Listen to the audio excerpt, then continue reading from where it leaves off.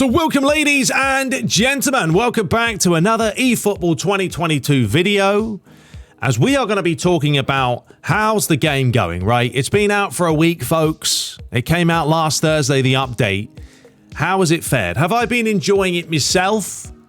Have you guys been enjoying it? Well, we're going to discuss that today. Now, there are still problems with it, and we're going to kind of go over maybe some of the pros, some of the cons.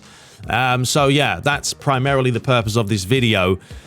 But I will say off the bat, folks, that for a game where I wasn't holding much potential, and I'm talking about not just off the field with the UI being so bad, I'm talking about on the field, I have actually quite enjoyed it. And that's me going online and playing, and I'm not an online player. So we're going to dive into all that in this video. We're going to cover that. The one thing I will say, and I'm going to show this right off the bat straight away, is a problem that still exists. And there it is, right? Oliver Kahn, this was one of my players, and I will show you my PS5 team in a second. This is still there. Goalies are jumping way too high. Don't need to be jumping above the crossbar, all the way up to the moon. It's mental. I thought that had been eradicated from what we saw before. It seems to be of like penalties that have been fixed, but it's still there. And I think it might be down to goalkeepers with really high stats. Someone like Oliver Kahn, who is a beast in goal, still got that issue. So those are the things that do need to be ironed out. And hopefully they will be addressed via patches down the road. Now, this is the team that I have, right? So here we are. This is the lineup that I have on PlayStation 5. It is a lot better than what I have on the PC. But I got Oliver Kahn, Beckenbauer, Kempemba. We got Teles, Wan-Bissaka, Wijnaldum, Camavinga, Nakata. Who, I was a little bit disappointed with getting Nakata out of all the legends I could have got. But he's not a bad AMF. He's always going to be on B form. And he's quite a good dribbler. And dribbling in this game can be very effective with the right players. Then we've got Memphis, Lucas Moura, and Aubameyang. So it's not a bad team. It's certainly better than my PC team. But, we're going to be trying to improve them anyway. So what I wanted to do was just run a few different clips for you guys, okay? So this was on the PS5 that I recorded all these videos. It's only 1080p, but you guys will survive. But they were just kind of goals that I scored or things that happened. Either way, we're going to kind of go through them. So this was a bit of skill from Memphis. So watch this. Here he goes, dribbling with the ball. Nice bit of play and the old stunning shot. So the stunning shot for me has been... It's been all right, It doesn't always work. It's not easy to pull off.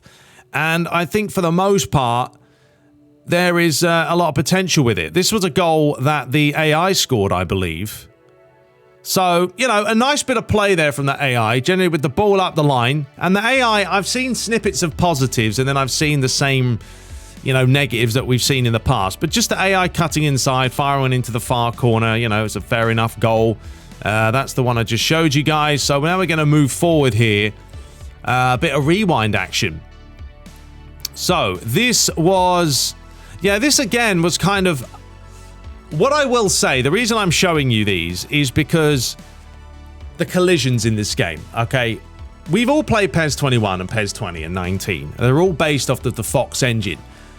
But I keep mentioning the word potential. And the reason I say this is because there is so much better collisions and like physicality with this engine than the old one. For instance, there was a moment here where Teles comes across. This is me.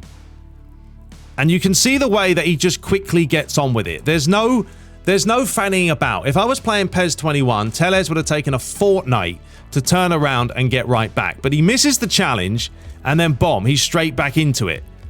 And it's stuff like that is going to be, I think, obviously improved upon over time. And it's just snappy. It's more responsive. And ideally, folks, that's what we want to see.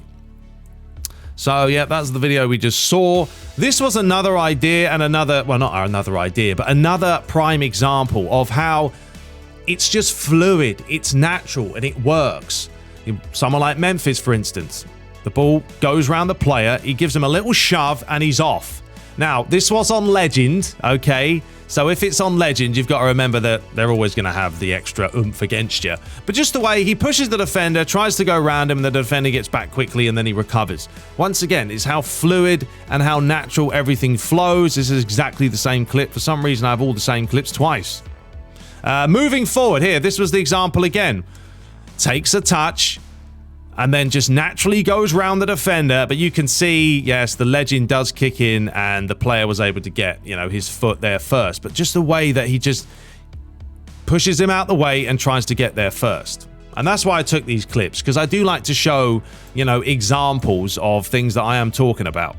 Let's move on a little bit further. No, we got that one again. Right, this was against the AI once again. And the prime thing to see here is the AI defending. So I'm just about to line up a shot, I believe, with Nakata. And Alaba just comes in and commits. Just comes in and commits, folks. Doesn't wait, doesn't mess about. He knows what's going to happen. There's Marcelo having a chat with one of his lads.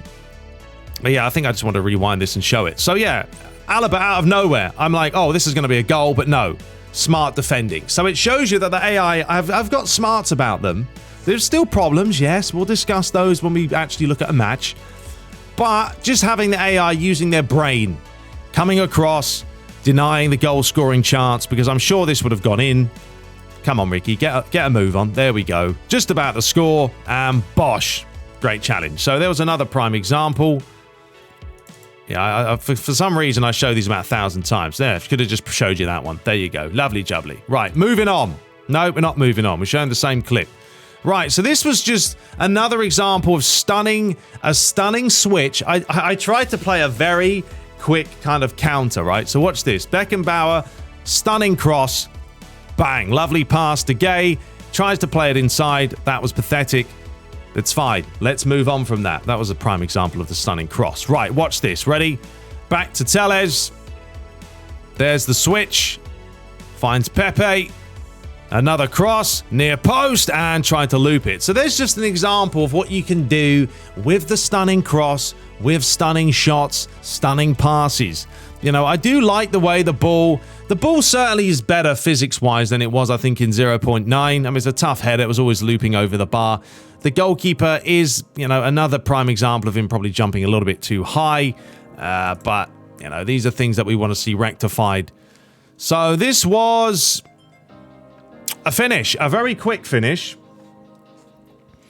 I think, right, watch this. This was straight from kickoff. This is me, folks. This is from kickoff. Watch this for a goal. Ready? Wijnaldum. Memphis. Gets it out wide. Nakata. Wijnaldum. Lovely spin. Lovely pirouette. Back to Memphis. Bottom corner. So there you go. Ricky boy can score a nice goal when he wants to. Straight off from kickoff as well. Nice to see. Moving on. So this was... I don't know what this was. We'll have a look in a second. So we stole it with Camavinga. Gay. Ball over the top. Oh, yeah, this was just some dodgy defending there. But just showed you the reactions of players and how quick they are. And then bottom corner, thank you very much. But once again, it's how snappy. This would never happen on PES 21, I'm telling you. Just watch how quick Camavinga doesn't mess about. Bam. It's a quick reactions. Bang. Straight to the ball. Gets on with it. And he puts it in the bottom corner. Lovely Jubilee. Right, now we're going to move forward, folks, because we are going to show you a match against an opponent that I took on who had a pretty decent team. I want to... right, this was Man United against Man City. All right, so this is my opponent. As you can see, pretty solid lineup. I mean, he had Mendy in goal, not bad. I mean, Marcos Alonso, fine. Alexander-Arnold, he had Puyol and Beckenbauer. Sergio Busquets, Wijnaldum with Verratti. He had Romario, Raul, and Cristiano Ronaldo in his team. And I was like, oh, blimey, lads, this is going to be a whopper. So let's fast forward it. What did I tactically do here? Can't remember. Not a lot. Doesn't matter, does it? Right, so let's get into the gameplay so I can tell you guys and talk about this more and just, you know, my overall thoughts of playing this game over the last week or so. And as I said, I've been enjoying it, folks. I have. I didn't have high expectations, and I think you've got to take that into account. If I had high expectations for this game before the update, then maybe I would have been left, you know, more disappointed. But I will say, just overall online, it feels like a football game, right? It's not FIFA, it's not super fast and arcadey and all over the place. But right now, you've also got to remember, a lot of people don't have stacked teams. So we'll see how this game holds up when we start seeing a lot more of the Neymars and the Ronaldos, and then you've got, you know, a fully decked out team. You know, when that happens, then things are going to change. They are going to change. We know. I don't have a ridiculous team. I'm just going online and having a little bit of fun, but that's what I'm enjoying. I'm enjoying the way of just going online, trying. I actually really like, folks, the way they've done the whole player progression and buying players for the first time ever. It's not just random. You can build a team that you want. If you want to buy all Man United players or Arsenal players or whatever, you can. And then from there, you can start, you know, tweaking players and ultimately improving them to how you want. If you want to have an absolute monstrous DMF that purely is good at aerial threats and stuff, then go for it. If you want more of a dribbler, you can do that. So I really do like that fact. The biggest problem we have right now, folks, is, and look at this, terrible play by myself. This was when I was still trying to learn the defending, by the way. But I'm spitting everywhere. Cool, blimey. The biggest thing is, I don't know. What was I going to say? That's gone. The mind's gone. Right, forget it. Never mind. Anyway, moving on. So yeah, defending obviously has been a bit of a chore, and it's a whole learning phase right now, but I've got nothing against that. I think a lot of people that are slagging this game off, number one, they don't want to learn it, right? So they haven't even bothered trying it, and they're really, you know, annoyed with how the defending works. Or, I don't know, they don't want to give it a shot. And I think you do need to sit down and play this game for a decent amount of time. Like, things like that. Quick feet from Camavinga, trying to bend it, wasn't a great finish. But dribbling feels really nice in this game. You can dribble with the top quality players, and I think that's why I've always enjoyed the eFootballs or the PESs over FIFA, because stats really do matter. If you've got a player that doesn't have good dribbling, he is going to feel terrible. So you really have to factor that in. You need a player like Camavinga who's better on the ball, or a Gavi, or a Pedro. But then you also need someone like a Patrick Vieira, who is going to be more of a, you know, a powerhouse player that just does all the donkey work in there and wins you the ball back. He was the old power shot from Camavinga, but a good block. I think all the goals in this match actually come in the second half. There is 5 goals in this game, so don't worry, this isn't a boring match. But let's go over some of the pros and cons, all right? First of all, and I'm not just going to talk about gameplay, right? The biggest con for me right now is there isn't enough to do, and that's not even on the pitch. So when that happens, and Konami actually start upping things and giving us more things to do. Like another example here, look, just taking your time and trying to dribble around players. It's good fun. But yeah, once they start giving us more updates and more ways to earn GP, more events, then this game's going to kick off a lot more. It's a lot difficult to try and keep playing a game when there isn't much to do. Here was a chance, and Aubameyang couldn't get there. So that's one of the cons. There's not enough to do in this game right now. Another con would obviously be the UI. It's terrible. And it's annoying. It's not just the color scheme. I'm going to stop going on about that because there's no point. It's not just that, folks. It's how much of a chore it is to do the simplest things in this game. You know, like going through menus. It's too much back, forth, back, forth, back, forth. Konami could easily find a way to rectify that. And it's not even a big deal. Just go in there, Konami, and solve things, fix things, make things intuitive, quick, robust. That's what we like to see. So yeah, the UI themselves is terrible. We know that. And there's not enough to do for the event. So those are two things offline. Actually, no, we'll add another third con, and that is offline, right? For the offline players right now who don't want to play online, yeah, there isn't really much to do because you've only got 5 minutes to play. And I know there is things to do online as an offline player because you can take on the AI. But it's not as responsive, right? Unless you have a fully decked out team. Should have scored that. Should have scored it. Absolutely fluffed it. I think that was Bergkamp, but I didn't even see Bergkamp in his lineup in the start of the game. He must have made some changes. So yeah, the offline is playing different to online, even against the AI, because you've got to factor in the whole play style and team form and all that stuff. So yeah, I feel bad for you offline players, but generally, if you want to play offline, folks, you've got to download the PC version. There's no other way around it. That's going to give you the luxury to play with all the teams that you want to play with. As you can see, I was getting annihilated here to first start with. I mean, the guy had such a dominant team. Going forward, it's hard, you know, and And that's the hard part. He's miles offside there. Miles. Anyway, you know what we're going to do? We're going to go into the second half here because it finished 0-0. Did I make any tactical changes? Let's have a look. So I was playing possession. And I think I'm going to mix it up. I don't think I'm going to try and play in possession too much. I did put deep line there just to try and stop him from fondling himself. And then that was it. Right, you're going to see a lot of goals in the second half, folks. So prepare yourself. So there's a few cons, right? And then when it comes to other cons via gameplay, yes, we still have the same animations. So those do need to be addressed. The goalkeepers are still jumping at times unrealistically. There are times where the game can become unresponsive, especially when you are defending, which in turn does make it a little bit more frustrating because you do want things to be snappy and nimble. And if that's not the case, then yeah, it's going to wind you up. Here we go. Have a look at this for a move. Lovely play. Swung round the other way. It's the one and only Lucas Moura, and that's a terrible finish. So yeah, I don't have like tons of cons to say because I'm going to give Konami some chances to rectify those things. Really just bringing in new animations and making this game feel a little bit more fresh than sort of the old PES days would be a big thing. I mean, yes, match ratings are the same. The referees are still hit and miss. But these are all cons that we've seen in the past, like I said, with all the old PES games. And I don't know if Konami just don't want to fix them or they can't be bothered. I don't know what their priorities are. But anyway, so those are some of the cons. Now, when it comes to the pros, right, I've actually been enjoying online. As I say, I really like the leveling up system that they've added to this game. You know, the dribbling, once again, just watch Camavinga here, just trying to skip round Puyol, and then we got a little bit fortunate there, so that was a little bit lucky. But players like Camavinga will be able to do the business with those nimble feet.